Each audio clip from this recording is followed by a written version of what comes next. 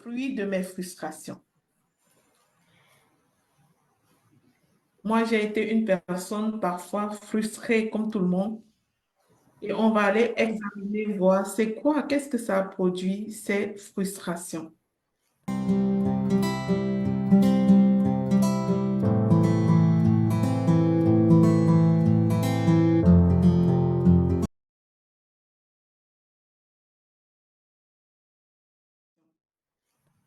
À quoi servent les frustrations dans notre vie si ça ne devrait pas produire des fruits? Au courant de la vie, comme tout le monde, j'ai eu et connu plusieurs frustrations. Beaucoup de frustrations. Mes frustrations ont commencé quand j'avais 9 ans et j'en ai eu d'énormes frustrations. Lorsque j'avais 9 ans, j'ai vécu quelque chose de particulier. Soudain, la fille choyée d'une famille qui n'avait aucune histoire est restée toute seule à la maison à 9 ans avec ses cadets. Pourquoi? Parce que comme la maladie ne donne pas de rendez-vous, la maladie avait frappé ma mère. Ma mère souffrait. Ma mère, c'est quelqu'un qui a passé sa vie à faire pour les autres, tout en s'oubliant elle-même.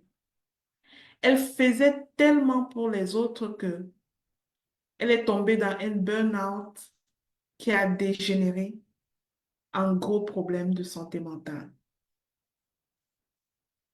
Et du coup, à 9 ans, je suis tombée toute seule avec mes cadettes, prise à jouer le rôle de mère à un âge où on ne peut pas être mère. Il n'y avait personne pour nous réveiller pour aller à l'école. Il n'y avait personne pour apprêter nécessairement nous-mêmes. On devait s'organiser nous-mêmes. Je ne sais pas si vous avez chez vous un enfant de 9 ans. Quand je vous parle là, observez votre enfant, observez un enfant de 9 ans et regardez à quoi ça peut ressembler cette réalité. Regardez un peu à quoi. Ça, c'est une des frustrations, la toute première. Sauf que c'est une frustration qui m'a obligée à m'organiser moi-même, à commettre des erreurs et à me relever moi-même. Et dans cette frustration-là, j'ai appris à me souvenir de ce que je dois faire le lendemain matin. Sinon, je ne pourrais pas y arriver. Sinon, je vais tout simplement peut-être même pas me réveiller pour aller à l'école. Le Seigneur a été au contrôle, mais nous, on devait faire la part qui nous revenait dans tout ça. On vivait sur une ferme en zone rurale et il n'y avait pas nécessairement des provisions à la maison. Vous savez, quand une mère n'est plus à la maison, c'est comme si on perd ses moyens. La maman, c'est vraiment la source de vie dans une maison.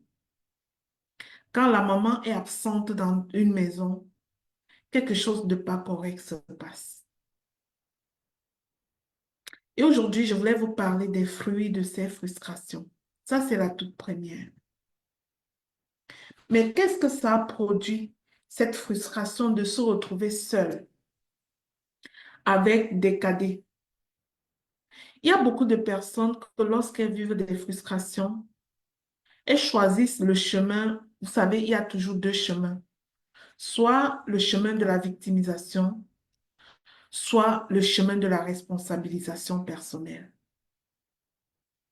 À chaque fois que j'ai commencé par me victimiser, par me plaindre, par chercher les coupables, par me fâcher, j'ai réalisé que ça n'apportait rien.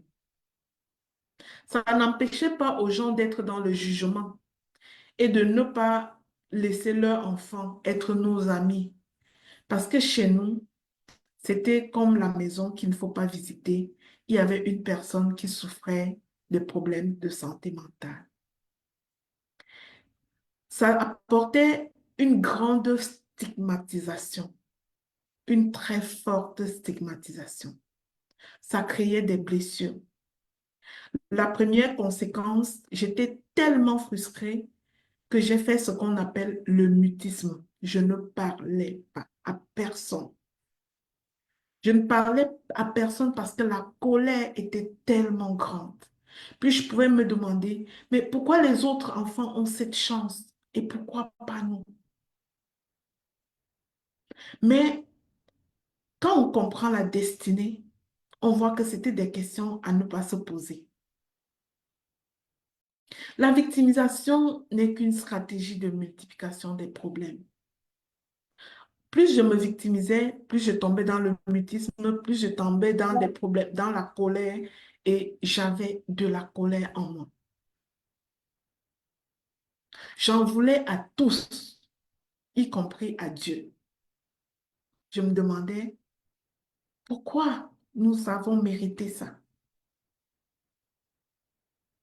Mais comme vous allez le voir avec moi sur mon cheminement aujourd'hui, vous allez comprendre que parfois nos frustrations sont une terre fertile qui va finir par produire des fruits. Parfois, nos frustrations sont une terre fertile qui va finir par produire de bons fruits.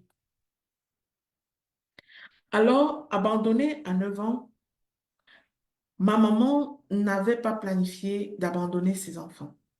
Elle n'avait pas planifié de tomber malade. Elle n'avait pas planifié d'être absente dans sa famille, laissant ses enfants à très bas âge. Ça peut toquer à la porte de n'importe qui. Mais au travers de cette frustration, ce que je peux dire aujourd'hui, c'est que ça m'a permis de grandir.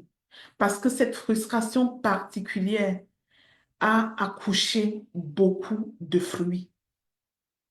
Le premier fruit de cette frustration, c'est la planification. Alors que je, je rentrais de l'école, je ne me donnais plus le droit de jouer avec les amis.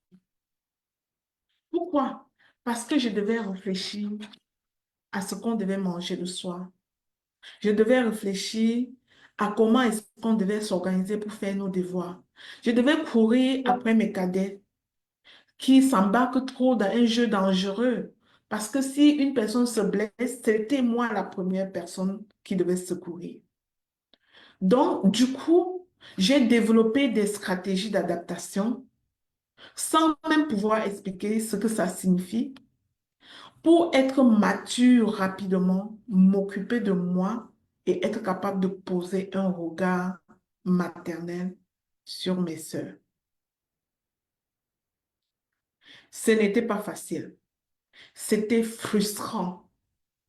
C'était frustrant d'autant que pendant que ça se passe, les autres vous stigmatisent. Les autres médisent sur vous. Les autres disent de tout et de rien. Vous savez, les problèmes de santé mentale sont très tabous en Afrique. Les problèmes de santé mentale sont très tabous en Afrique. Mais j'aimerais vous partager en vous disant que tout ce par quoi Dieu nous fait passer n'est pas le fruit du hasard. Il sait ce qu'il veut bâtir. Ce planificateur stratégique guidé, cet outil de planification, est l'un des premiers fruits de cette frustration. Tout le monde me connaît aujourd'hui comme un entraîneur à l'autodiscipline. Mais cette autodiscipline-là, je ne suis pas allée étudier dans une école. Je l'ai étudiée dans mes expériences, dans mes frustrations.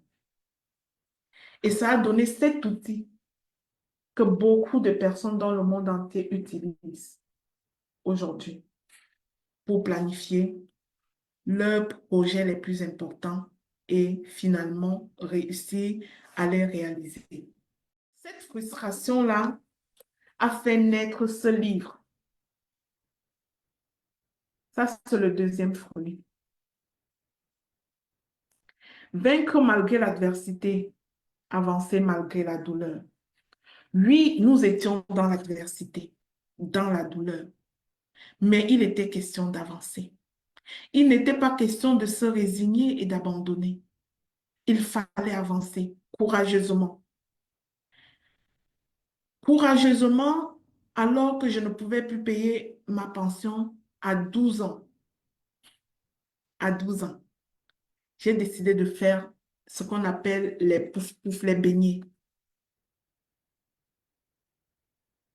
J'ai mis du bois au feu, j'ai mis une grosse cuvette d'huile, j'ai pétri ma pâte sur un petit hangar au coin de la rue.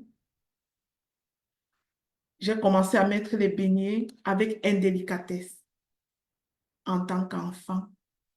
Et j'ai laissé tomber une grosse pâte de farine dans la cuvette de l'huile chaude. Ça a fait rebondir l'huile sur ce côté droit de mon visage. J'ai dû garder l'œil-ci fermé. L'œil-ci est gardé fermé pendant plusieurs mois, le visage complètement brûlé. Par la grâce de Dieu, le visage a été restauré. Par la grâce de Dieu. Ça a créé une énorme frustration en moi. Je pouvais me dire, je cherchais l'argent de la pension alors que les parents payent l'école de les enfants. Pourquoi moi, je vais me battre pour payer? Mais il fallait me battre pour payer.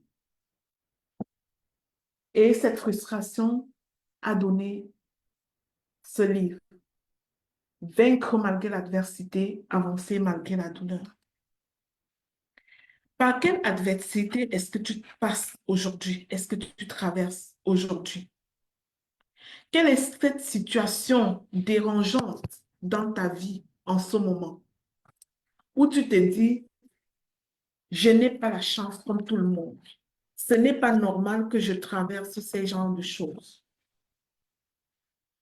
Est-ce que tu vis une situation assez difficile et complexe que tu te dis, waouh, pourquoi je dois passer par ce genre de choses?